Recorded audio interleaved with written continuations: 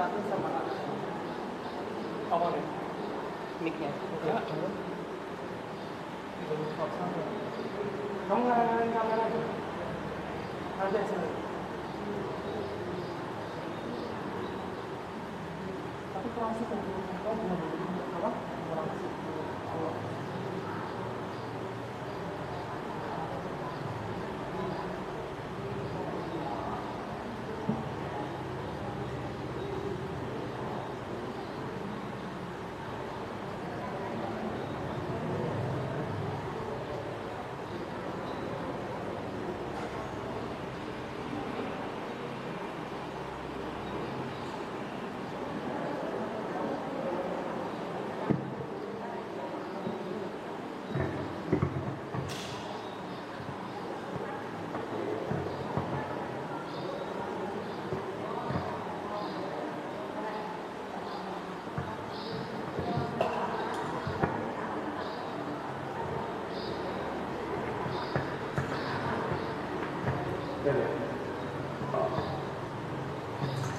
Bismillahirrahmanirrahim. Assalamualaikum warahmatullahi wabarakatuh. Alhamdulillahirabbil alamin. Nahmaduhu wa nasta'inuhu wa nastaghfiruh wa na'udzu billahi min shururi anfusina wa min sayyiati a'malina. May yahdihillahu fala mudilla lahu wa may yudlil fala hadiya lahu. Asyhadu an la ilaha illallah wahdahu la syarika lah wa asyhadu anna Muhammadan abduhu wa rasuluh. Amma ba'du, puji dan syukur marilah senantiasa kita panjatkan kehadirat Allah Subhanahu wa taala, karena pada pagi hari ini alhamdulillah kita bisa bermuajahah di rumah Allah ini dalam keadaan sehat dan iman kita juga full. Salawat dan salam semoga akan senantiasa tersampaikan pada junjungan kita Nabi besar Muhammad sallallahu alaihi wasallam, keluarga, para sahabat, para tabi'in. Mudah-mudahan atas izin Allah kita dan keluarga akan dimasukkan dalam golongan umatnya yang akan mendapatkan syafaatnya nanti di yaumul qiyamah. Amin Allahumma amin. Nah, jamaah yang dirahmati Allah, hari ini suasana pondok agak sepi, karena para santri dan santriah sudah pulang. Kemarin hari Sabtu mereka perpulangan, jadi hari ini pondok sepi karena penghuninya pada mudik. Tetap demikian, kajian tetap kita laksanakan. Nah, jamaah yang dirahmati Allah, pagi ini kita akan mengkaji tentang sifatu ibadur rahman. Ini dia buku,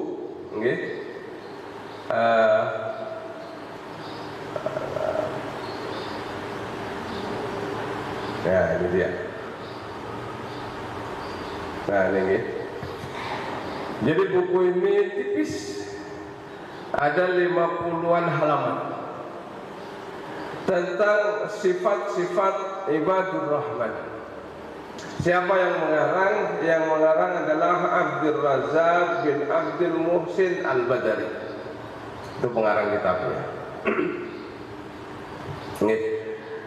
Sebenarnya kitab ini diambil dari Quran surah Al-Furqan, mulai dari 63 sampai dengan terakhir. Al-Furqan itu 77 atau 78. Jadi kalau apa jenengan mau memperdalam lagi, nanti ayat-ayatnya sebagian kita sebutkan, tetapi sebagian juga tidak. Jadi kajiannya dalam tafsir Quran surah Al-Furqan ayat 63 sampai dengan terakhir.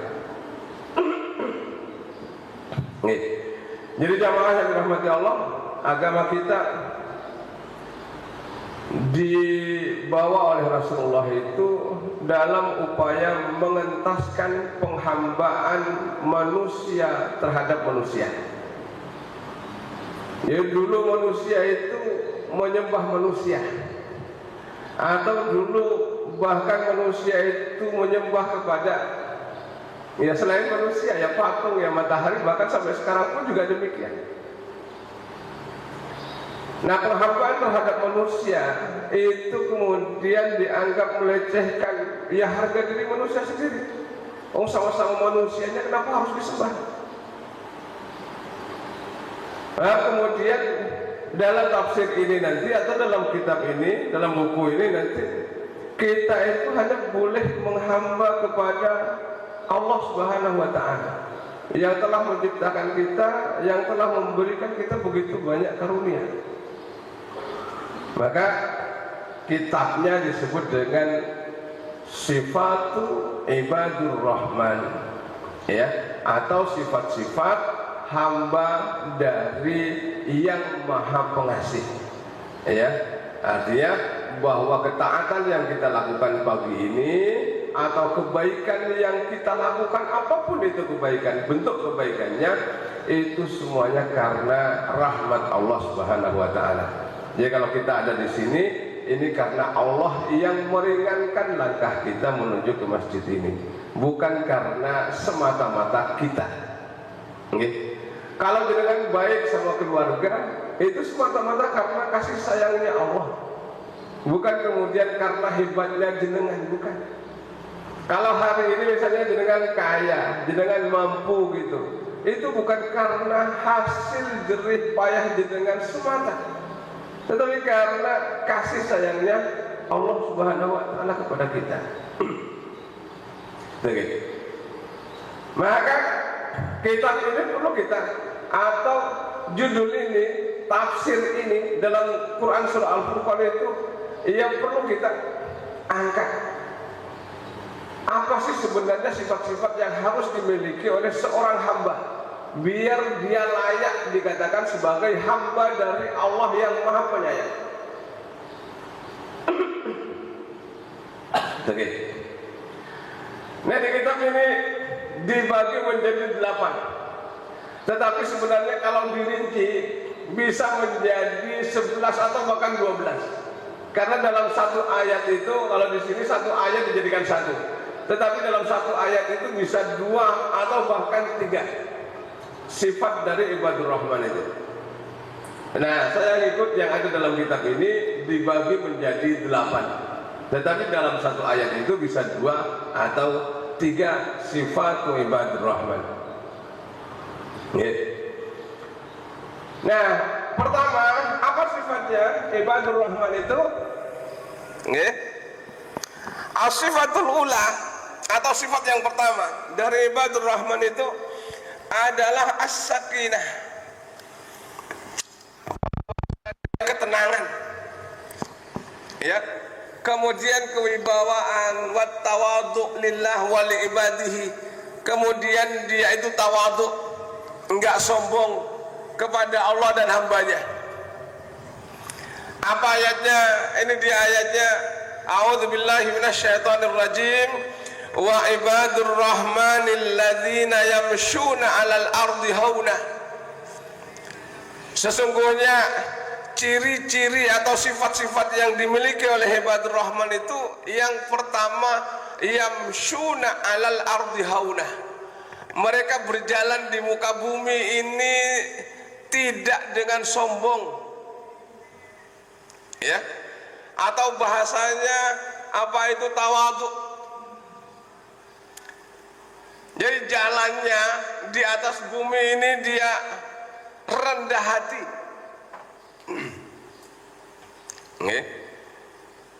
Ya, jadi Ibadur Rahman. Nah, begitu ada sifat sombong dalam diri seseorang, maka dia sebenarnya kurang sempurna. Kalau sifat-sifat yang lain nanti ada, cuma ada rasa sombong, itu berarti sifat Ibadur Rahmannya belum sempurna. Harus disempurnakan dengan dengan menghilangkan kesombongan ini. Dalam ayat yang lain misalnya Allah Subhanahu wa taala berfirman, a'udzubillahi minasyaitonirrajim, wala tamshi fil ardi maraha.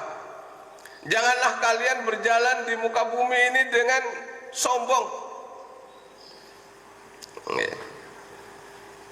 Dalam banyak hadis misalnya menjelaskan apa sih sebenarnya sombong itu. Al-kibru batrul haqqi wa ghamtun nas. Apa sombong itu?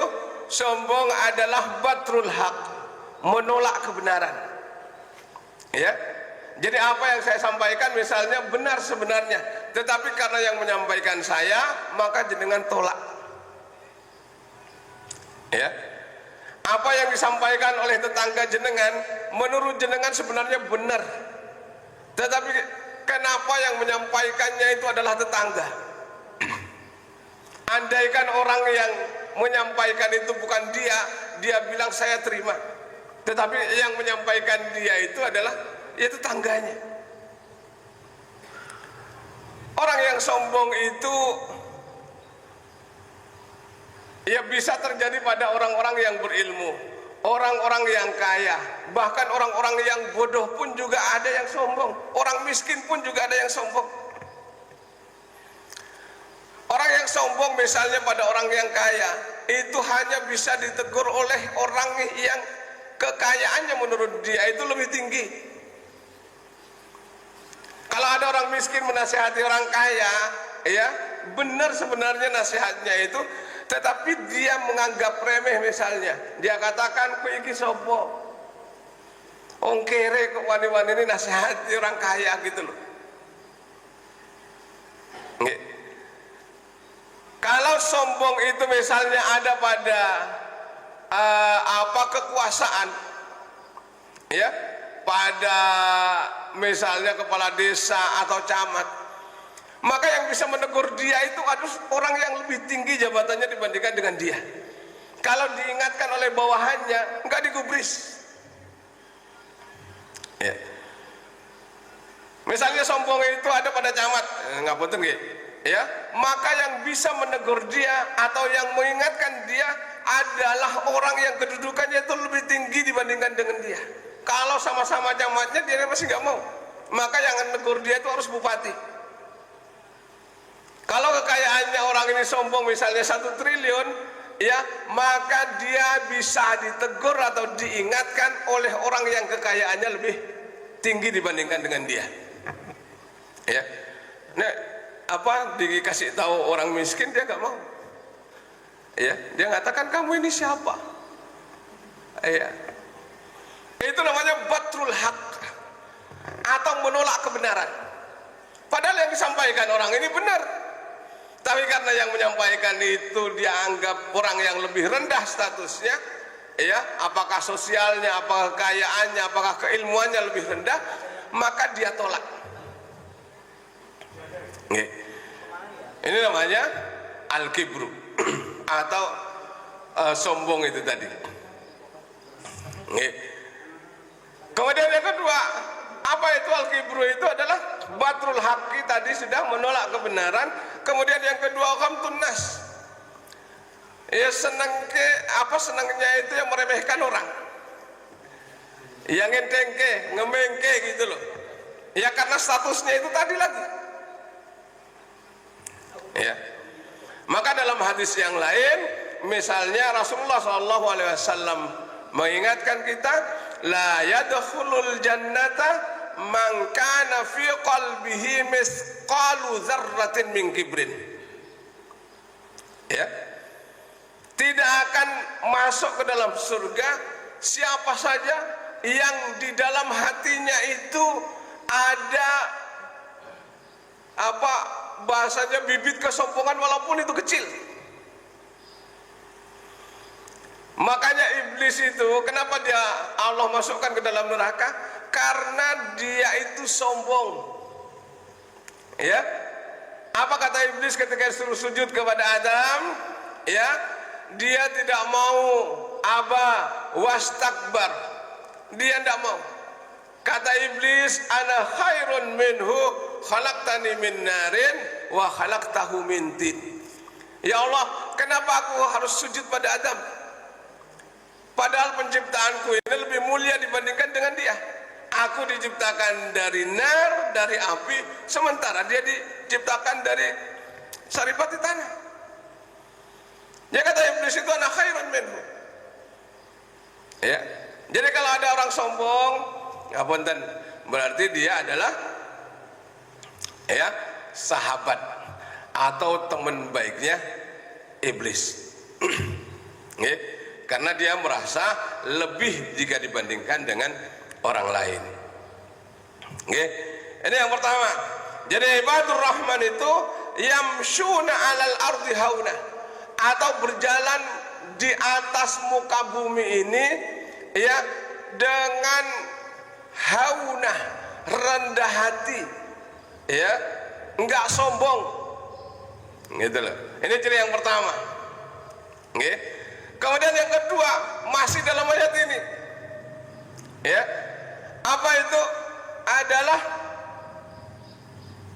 wa idza khatabahumul jahiluna qalu salama. Ya. Dan apabila orang-orang bodoh ya menyapa dia, menjelekkan dia, menjatuhkan harga diri dia, ya, atau menghina dia, bahkan mereka tetap apa salama, dia mengatakan atau mengucapkan salam. Ya, jahil ini bukan berarti orang yang bodoh. Nggih, dulu zaman Rasulullah ada zaman jahiliyah. Bukan zaman jahiliyah itu orang nggak tahu apa-apa.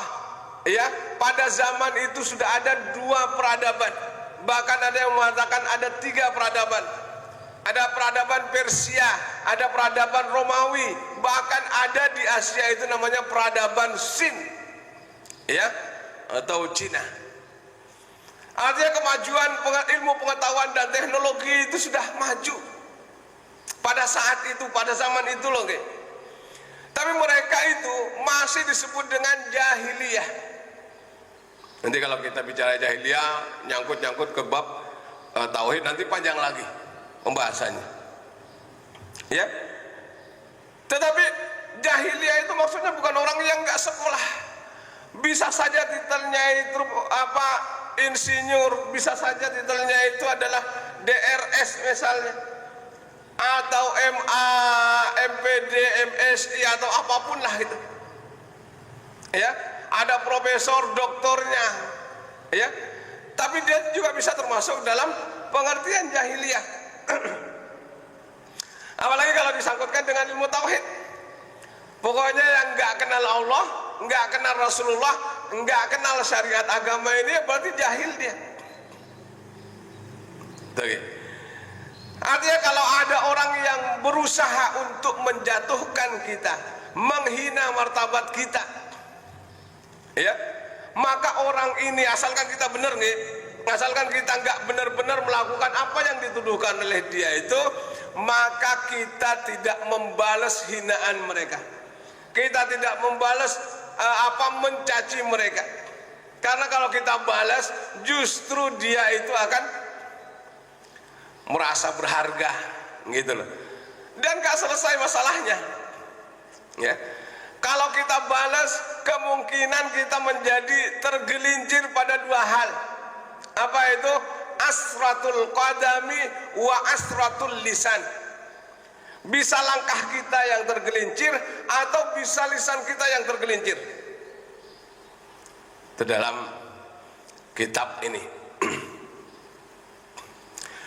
Padahal apa? Asratul qadami ahwanu min asratil lisan. Tergelincirnya kaki, keseleonya kaki, lukanya fisik itu lebih mudah dibandingkan dengan tergelincirnya lisan. Nih, tutup ini. Kalau tergelincir, bisa-bisa kita dipenjara, bisa-bisa kita masuk neraka. Ya. Maka dalam hadis dulu sama ibu-ibu kita pernah membahas, setiap pagi anggota tubuh ini sebenarnya menasihati lisan, ya. Jadi cuma kita nggak dengar. Ya tangan, nasihati lisan, ya kepala, ya kaki, semua anggota badan kita itu menasihati lisan ini. Ya, cuma kita nggak mendengarnya. Dalam kitab Riyadhus Shalihin pernah kita kaji. Apa kata anggota tubuh ini? Lisan, keselamatan kami ini tergantung pada keselamatan engkau. Neraka atau surganya kami ini tergantung kepada lisanmu, pada lisan ini loh. Sekali lisan ini salah mengucap, apa yang digebuki cuma lisan ini? Kan tidak. Ya muka ikut benjol, ya tubuh, kaki, dan semua anggota badan ini juga akan dipukul oleh orang. Kenapa? Karena lisan ini nggak bisa menjaga dirinya. Maka setiap pagi, setiap saat, anggota badan ini sebenarnya menasihati lisan kita. Ya, cuma kita nggak mendengarnya. Dulu pernah kita kaji, di mana di gedung dakwah sama ibu-ibu setiap Sabtu pagi. Jadi yang kedua adalah idza khatabahumul jahiluna qalu salam. Kalau ada orang bodoh yang mencaci dia, menghina dia, menjatuhkan martabat dia, dia tidak membalasnya. Dia tetap santai bahasanya, tidak terlalu menanggapinya. Asalkan itu tadi, dia tidak melakukan. Gitu nggih. Artinya hanya dituduh saja. Yang kedua. Nah, yang ketiga,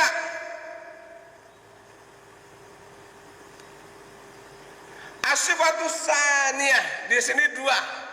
Nggih, tapi di ayat yang pertama itu sudah 1 dan 2. Nggih. Adalah muhafazatuhum 'ala shalah. La siyama qiyamul lail. Ya. Apa ciri orang-orang ibadur rahman itu? Adalah muhafazatuhum. Dia menjaga salat-salatnya. Ya, la siyama qiyamul lail. Ya, apalagi atau terutama qiyamul lail. Jadi jamaah yang dirahmati Allah, Rasul itu selain dipuji karena kerasulannya, tetapi Rasul itu juga dipuji karena ibadahnya. Dalam satu riwayat misalnya dia mengatakan kakinya itu sampai bengkak. Dalam satu riwayat lain misalnya ada yang mengatakan kakinya itu sampai pecah-pecah, sampai ini loh, bawahnya ini apa namanya? Kalau kebanyakan kerja itu kapalan, kira-kira kapalan. Ya, tandanya orang bekerja keras gitu loh. Bawah kakinya ini. Ya. Ada yang mengatakan bengkak. Kalau sekarang mungkin sudah dicurigai, ini penyakit jantung ini. Ya. Bahkan diingatkan oleh istrinya. Ya. Kamu ini Rasul. Ya. Dosa-dosa kamu ini sudah diampuni oleh Allah. Tetapi kenapa engkau masih salatmu ini kok sampai seperti ini ya Rasul? Bahkan suatu saat ketika beliau salat itu, ya istrinya bahasanya menggoda lah gitu. Nggih. Istrinya itu yang menggoda. Saya nggak tahu kalau bapak-bapak kemudian begitu lagi salat malam tiba-tiba istrinya itu menggoda gitu. Jenengan tetap lanjut atau tetap pindah haluan kira-kira begitu. Saya nggak sampai hati mau mengatakan gimana rayuannya itu, pokoknya digoda lah gitu oleh Siti Aisyah itu. Tetapi demikian ya, beliau tetap melanjutkan salatnya, nggak tergoda oleh rayuan istrinya gitu loh. Nggih. Jadi jamaah yang dirahmati Allah, ciri ibadur rahman yang ketiga itu adalah muhafazatuhum 'alas shalah. Ya, keistiqomahan mereka menjaga salatnya. La siyama qiyamul lail. Apalagi ya salat malam. Ya. Tetapi kalau untuk kelas-kelas kita itu ya mungkin qiyamul lailnya itu ya enggak setiap malam lah, ya. Enggak setiap malam itu maksudnya kalau jenengan sudah setiap malam qiyamul lail itu ya bagus lah maksud saya. Tetapi untuk para pemula itu enggak harus setiap malam. Saya khawatirnya qiyamul lail yang dilakukan itu kemudian ada motif lain. Ya Allah, saya qiyamul lail ini biar rezeki saya itu lancar. Ya, ternyata rezekinya kok enggak lancar. Jenengan malah menyalahkan Allah. Ya Allah, katanya kalau mau qiyamul lail itu apa rezekinya mau dijamin. Ya, saya sudah setahun ini qiyamul lail, kok rezeki saya masih seret. Ya, jenengan malah nyalahkan salatnya toh. Kan begitu. Padahal salat itu ya kalau kita berkaca pada, ada yang mengatakan ya sufi wanita kita, ya siapa itu, Rabi'ah al-Adawiyah misalnya, dalam beribadah dia bukan karena surga, bukan karena neraka. Yang masyhur itu dikatakan, ya Allah, kalau aku menyembahmu gara-gara aku ingin masuk surga, ya tutup pintu surgamu, buka pintu nerakamu. Ya. Atau ya Allah, kalau aku beribadah kepadamu gara-gara aku takut pada nerakamu, buka nerakamu, tutup pintu surgamu. Itu kata Rabi'ah al-Adawiyah. Tapi kalau aku beribadah kepadamu semata-mata karena mengharapkan wajahmu, maka jangan pernah palingkan wajahmu sedetik pun dari aku. Tuh.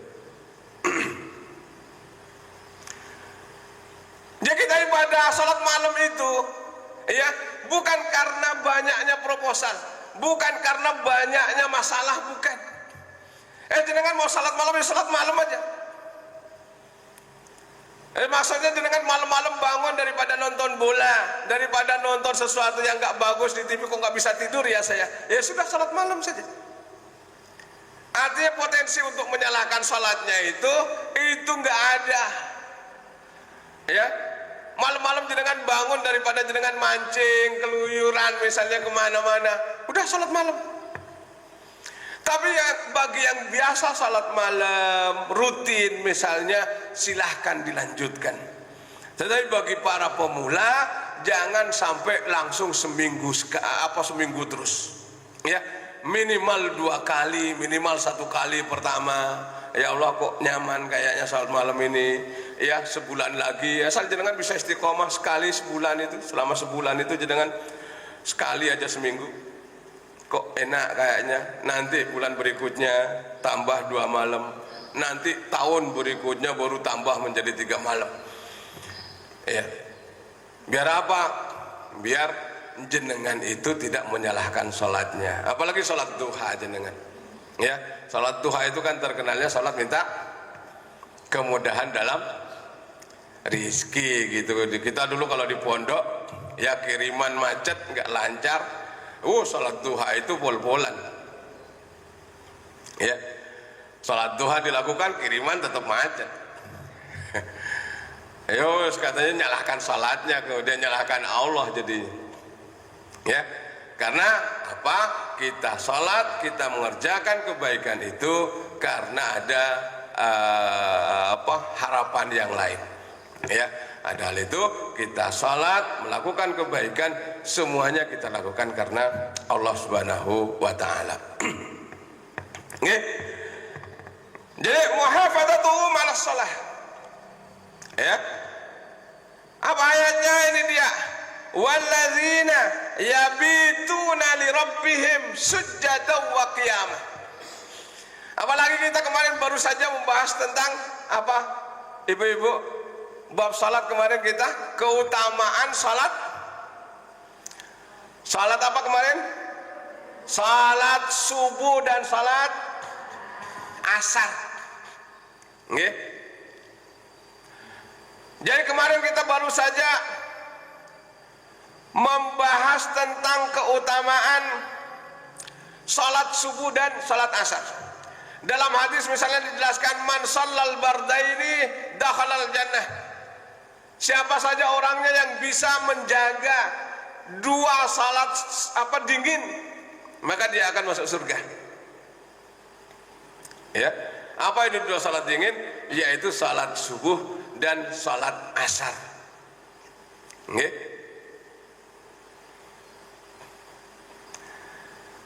Apalagi keutamaannya salat subuh dan salat asar? Misalnya dari hadis yang kemarin juga kita sampaikan, ya, kunna indan nabi fanadhara ila al-qamari lailatal badri wa qala innakum satarawna rabbakum kama tarawna hadzal qamar. Ya, dari Jarir ya bin Abdillah. Jarir itu menjelaskan, suatu saat kita sedang duduk di samping Rasulullah. Pada saat itu kebetulan malam tanggal 15 atau malam purnama. Bulan itu sempurna, nggak ada kurangnya sedikit pun. Kemudian Rasul menyampaikan kepada para sahabatnya, ya, apa kata beliau? Innakum satarawna rabbakum kama tarawna hadzal qamar. Para sahabatku, besok kalian akan bisa mampu melihat, menyaksikan Rabb kalian itu sama seperti kalian menyaksikan bulan purnama ini. Begitulah sempurnanya. Ya, kita melihat presiden aja senang. Ya, ada yang senang, ya mungkin ada yang nggak senang, yang pro, yang kontra beliau, ya mungkin nggak senang. Tapi besok dijamin siapapun itu senang melihat Allah. Nah, kita bisa melihat Allah itu sama seperti menyaksikan bulan purnama.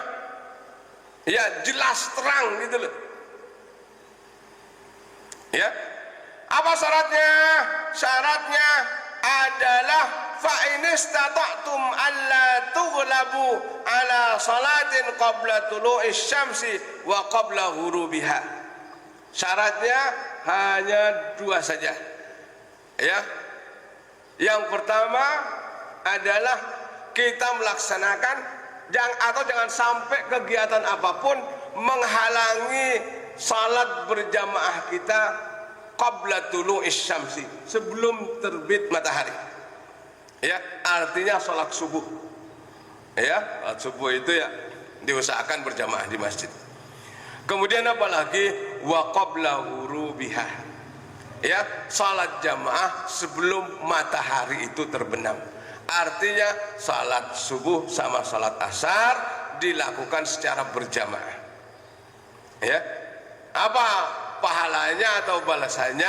Balasannya besok jenengan akan mampu melihat Allah sama seperti jenengan melihat al-qamar lailatal badri, bulan di malam purnama itu jelas banget. Ini hadis ke? Bukan perkataan saya. Hadisnya muttafaqun alaih. Bukhari Muslim, jelas sahihnya. Nah, kalau jenengan mau seperti itu tadi, maka jamaah ibu-ibu, ingatkan suami, salat subuh bangun, ya, salat asar berangkat ke masjid. Salat isya tentu memiliki keutamaan, salat maghrib juga memiliki keutamaan. Tetapi 2 salat ini keutamaannya lebih dibandingkan dengan salat-salat yang lain itu tadi. Itu hadis hanya 2. Padahal kita kaji banyak kemarin sama ibu-ibu. Karena apa? Karena menyinggung bab muhafadzah ala shalah atau keistiqomahan menjaga salat. Nggih. Ini ciri yang keberapa tadi, Bu? Sifat yang keberapa ini? Yang ketiga. 1, rendah hati, nggak sombong, ya. Jadi kalau ada perasaan mulai, jenengan yang tahu. Jangan bilang bukan karena saya sombong ya, tapi kalau cuma beli itu, mau beli 10 saya masih bisa. Ya itu sombong namanya. Ya. Kamu cari orang lebih pintar dibanding saya di negeri, di desa ini. Ya bukan karena sombong loh saya ya. Ya itu sombong. Ya, dia merasa nggak ada orang yang lebih pintar dibanding dia. Ya. Kau cari orang yang paling kaya di sini, ya. Kalau ada, kemudian bandingkan dengan saya, itu namanya sombong. Yang kedua, kalau orang bodoh, orang jahil bahasanya, yang mencaci, menghina, menjatuhkan harga diri kita, kita tidak membalasnya. Ya. Kemudian yang ketiga, ini muhafadzatuhu malas shalah, mampu menjaga atau istiqomah melaksanakan sholat jamaah, la siyama qiyamul lail, terutama adalah sholat malam. Ya, tapi bagi pemula tadi, bahkan bukan bagi pemula lah, gitu, yang bagi yang yang terbiasa lah, ya, jangan sampai kemudian setiap malam, ya, nggak boleh. Oh, saya setiap malam Ustaz gitu, nggak boleh. Karena bagi kita hukumnya itu sunnah, bukan wajib. Kalau wajib oke, jenengan lakukan. Ada sahabat Nabi yang bahkan ya memarahi orang yang melakukan ibadah sunnah itu secara terus menerus. Jangan, ya tadi, ya, untuk membedakan antara wajib sama sunnah. Ya, kalaupun kamu mampu untuk menjaga qiyamul lail itu seminggu full gitu, ya udah, minimal kamu kurangi 1 malam, ya, untuk membedakan sama yang wajib itu tadi. Oke. Ini yang ketiga. Walaupun di sini disebutkan as-sifatus saniyah, atau sifat yang kedua. Oke. Sifat yang ketiga.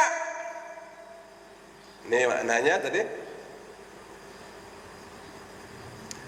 As-sifatus salisah, atau sifat yang ketiga adalah khaufuhum wa isfaquhum min azabin nar. Ya, apa itu? Rasa khawatir, rasa takut dari azab neraka. Nggih. Jadi jamaah yang dirahmati Allah, bagaimanapun sebentarnya tinggal di neraka, tapi neraka itu adalah seburuk-buruk tempat. Ada orang mengatakan, ya kita pasti masuk surga, tapi mampir di neraka dulu, gitu loh. Loh, neraka itu walaupun sebentar, tapi itu adalah seburuk-buruk tempat. Ya, kalau bisa kita itu tidak pingin, ya Allah aku mampir di neraka, aku pingin langsung, ya, langsung masuk ke surga. Nggak mau di neraka itu walaupun sesaat juga nggak mau. Maka ciri ibadur rahman itu dia senantiasa berdoa. Apa itu doanya? Walladzina yaquluna rabbana srif anna azab jahannam. Ya, jadi doa dia itu senantiasa dia doa.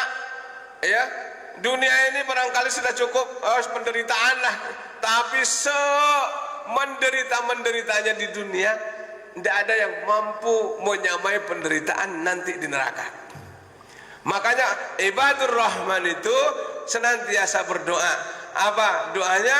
Wahai Tuhan kami, Rabbana srif anna, jauhkanlah kami dari azab neraka, inna azabaha kana gharama. Karena apa? Sesungguhnya azabnya itu kekal. Nih, kita masuk neraka itu nggak ada lerennya, ya. Malaikat penyiksa itu 24 jam terus-terusan menyiksa.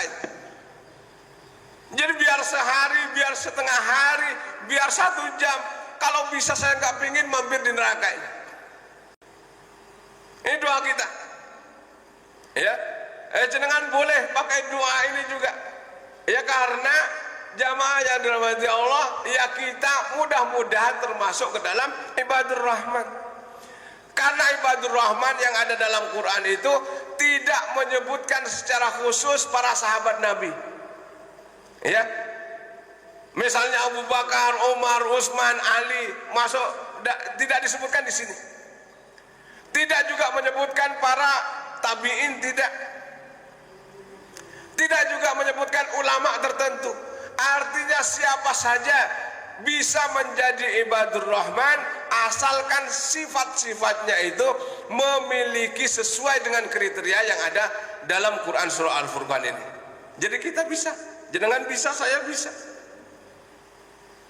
Ya, bukan hanya para sahabat. Tuh, ini ciri yang ketiga, nih. Yang keempat, ya, as-sifatur rabi'ah. Ya, apa itu? Tawassutuhum fin nafaqati bainal israf wat taqtir. Jadi atau sifat yang keempat itu adalah at-tawassut. Tawassut itu ya sifatnya pertengahan. Apa bahasa kerennya itu? Aduh, pokoknya tawassut loh. Jadi pertengahan dalam urusan harta. Apa itu sifat pertengahan? Ya, wasatiyah bahasanya itu adalah antara berlebih-lebihan dan pelit.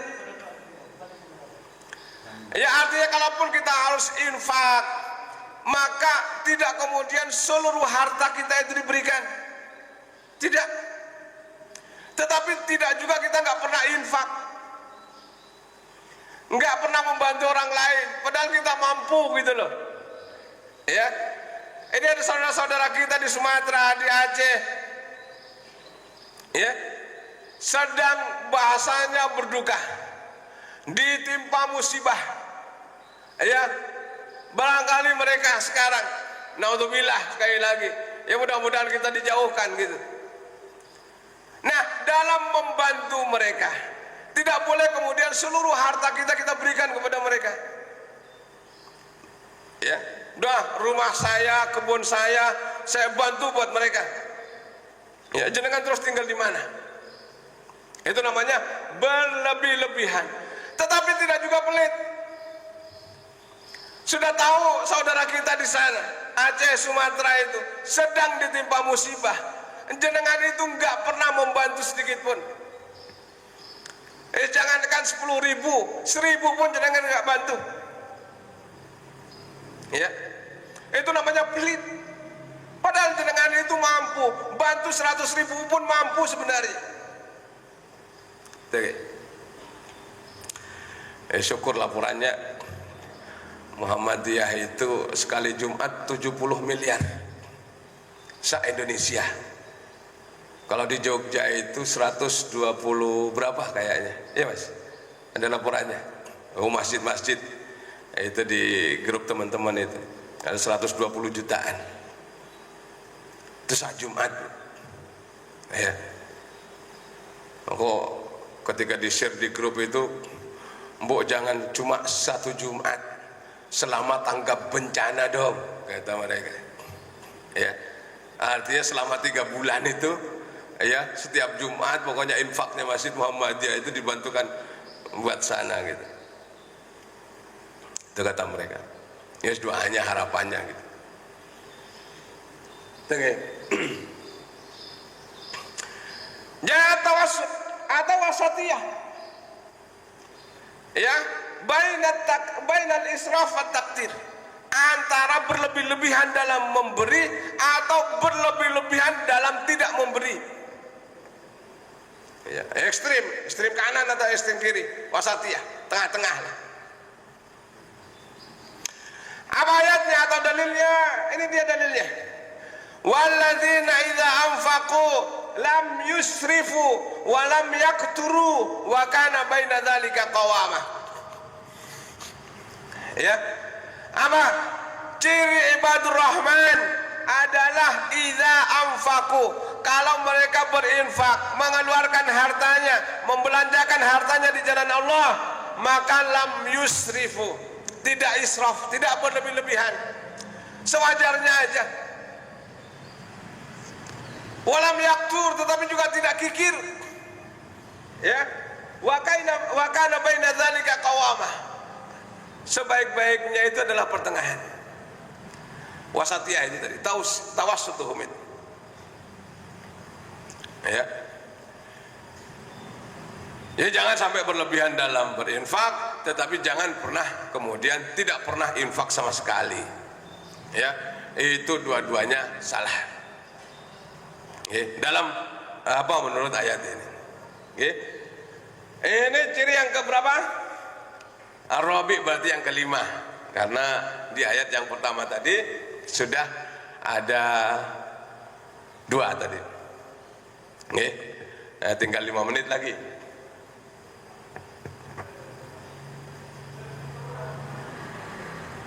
Tinggal 4 menit, Bu. Jamnya rendet berarti jam saya. Hah? Sana tinggal 5 menit, sini tinggal 7 menit. Tengah-tengah berarti 2 menit, Mas. Iya. Enggak sampai selesai berarti ini. Ya. Jadi enggak berlebihan, tidak juga kikir. Ciri berikutnya as-sifatul khamisatu bu'duhum an kaba'iril dzunub wa a'dha'imul asam. Menjauhi dosa-dosa besar dan kejahatan. Apa ayatnya? Walladzina la yad'una ma'allahi ilahan akhar. Jadi ciri sifat atau sifat ibadur rahman itu ya tidak meminta, tidak memohon kepada selain Allah. Ya, mau titelnya itu orang pinter, dukun, paranormal, mau titelnya itu Gus, Ki atau Kiai, ya, dia tidak meminta kepada selain Allah. Dia kalau mohon mintanya hanya kepada Allah. Oke. Ya bahkan dalam hadis itu, kalaupun sandal kamu hilang, ya minta ganti kepada Allah. Ya, jangan datang ke dukun, bah dukun sandal saya hilang, misal. Dia nggak bisa apa-apa. Ya, karena semuanya ini dalam kendali Allah. Ya, kemudian apa lagi? Wala yaqtuluna an-nafsa allati harramallahu illa bil haqq. Jadi berikutnya itu dia tidak membunuh siapapun ya kecuali dengan jalan yang benar. Jalan yang benar misalnya apa? Rajam. Jalan yang benar misalnya apa? Qisas. Ya. Di zaman Rasulullah itu ada seorang, ada yang mengatakan wanita, ada yang mengatakan laki-laki. Jadi dia datang kepada Rasul, ya Rasulullah, ya apa hukumlah saya? Ya. Ditanya kenapa? Ya, karena saya melakukan perbuatan zina. Nih, perut saya gendut ya Rasul. Ya, Rasul tidak langsung menerima. Oh, enggak. Panggil keluarganya. Orang ini apa normal atau gila? Waras enggak orang ini? Waras ya Rasul. Udah kamu pulang kata Nabi. Besoknya datang lagi, ya Rasul. Tolong, ya. Dirajam saya lah gitu. Ya. Kemudian kata Nabi, kamu pulang lagi sampai usia anakmu itu kurang lebih 2 tahun. Ya. Akhirnya betul dia melahirkan, 2 tahun kemudian dia datang lagi menghadap Rasulullah. Akhirnya dipendem, tinggal kepalanya saja. Setiap orang yang lewat kemudian melemparinya. Nah dalam riwayat ada yang mengatakan kuburannya itu kemudian harum. Ya, ya kalau dulu semangatnya begitu. Kalau sekarang ya nutupi, Bu. Ya, kalau dulu dia mengaku datang langsung kepada Nabi. Kalau sekarang nggak mau dihukum. Ya kalau bisa salah pun juga tetap benar. Ini ya, yang berikutnya. Jadi dia tidak membunuh kecuali dengan jalan benar. Ya, tukang jagal misalnya dia kisos, dia membunuh pancung misalnya. Nah, membunuhnya dia karena perintah itu berarti dengan bilhaq atau dalam peperangan dan lain-lain. Pokoknya jalan-jalan yang benar. Kemudian yang berikutnya, wala yasnun. Tidak melakukan perbuatan zina. Zina itu kepunten biasanya tidak jauh-jauh dari orang yang terdekat. Ya, biasanya siapa? Tetangga. Setiap hari ketemu gitu loh. Suaminya kerja dinas banyak. Ya, suaminya polisi, suaminya tentara, istrinya dokter. Yang tentara jarang pulang, istrinya jarang dibelai gitu. Ya kan begitu ya biasanya. Ketemu sama apa tetangganya. Ya. Atau ketemu sama teman kantornya. Istrinya jarang pulang, nyaman sama teman kantornya. Selingkuh. Bersinah. Sama tetangga juga demikian. Jadi orang-orang yang jauh itu tidak akan membahayakan jenengan, jarang ketemu kok. Siapa yang potensinya membahayakan itu adalah tetangga. Ya, tetangga jenengan itu lihat suami jenengan ganteng, lihat istri jenengan cantik gitu. Kok suaminya terus keluar ya, gitu loh. Akhirnya jenengan berani mendekati. Jemur pakaian atau apa gitu, Bu, Bapak kemana gitu. Wah, lagi tugas luar kota ya Pak gitu. Awalnya sih nggak ada apa-apa. Tiap hari ketemu begitu, kayaknya nyaman gitu jadinya. Apa bahasa Jawanya? Apa meriting? Apa mas biasa? Jalaran Soko Kulino itu loh. Sebegitulah. Jadi yang membahayakan tetangga itu baik. Ya, ada apa-apa dia yang lebih tahu duluan dibandingkan dengan saudara. Apalagi saya. Ya, saya jauh dari keluarga. Tetangga saya yang lebih tahu tentang saya dibandingkan dengan keluarga saya di Madura sana. Ya. Tetapi tetangga juga bisa menjadi membahayakan. Ya karena itu tadi kita kerja, istri di rumah misalnya digodain sama tetangga. Ya, akhirnya diajak keluar, selingkuh dia. Saya kira itu jamaah ya sudah mulai diingat-ingat kira-kira ciri-ciri itu ada pada diri jenengan atau tidak. Masih banyak ya. Ini dia, pokoknya kalau jenengan mau buka, ini baru hadis yang keenam. Kalau jenengan mau pelajari di tafsir Quran surah Al-Furqan ayat 63 sampai dengan terakhir. Ya, ini yang ke Sabi 7, ada ke 8 sini. Samin ini, yang Samin ke 8. Ini dia. Ini walladzina yaquluna rabbana hab lana min azwajina dzurriyyatina qurrata a'yun. Dia mintanya anaknya itu anak yang saleh. Jadi kalau dia kira-kira wafat besok, yang mendoakan adalah anaknya. Kalau jamaah-jamaah yang lain itu main-main doanya. Ya, edok-edok lah kira-kira. Oke, yang paling pokok itu ya anaknya. Kalau ada yasinan kok anaknya cuma keluar masuk masrahkan sama orang itu salah. Ya. Dalam hadisnya kan begitu, idza mata ibnu adama in qata'a amaluhu illa min salasin. Di antaranya adalah waladin sholihin yad'ulah. Jadi tugas mendoakan ini enggak ada, ustadz yang saleh enggak ada, kiai yang saleh enggak ada, gus yang saleh pun juga enggak ada. Adanya waladin sholihin yad'ulah. Ya harusnya dia yang mengimami ketika wafatnya, ya kalau bisa dia yang memimpin tahlil ketika, ya karena dia tahu kebaikan ayahnya itu kepada dia. Anak tetangga ini kan belum lagi tetangganya punya kasus dulu. Sudah nggak akan pernah mendoakan dengan serius. Yang bisa mendoakan dengan serius itu hanya putra jenengan. Ya, maka ya udah ajak putra putri jenengan itu ngaji, kira-kira begitu. Ya, boleh main tapi TPA harus berangkat. Kira-kira begitu.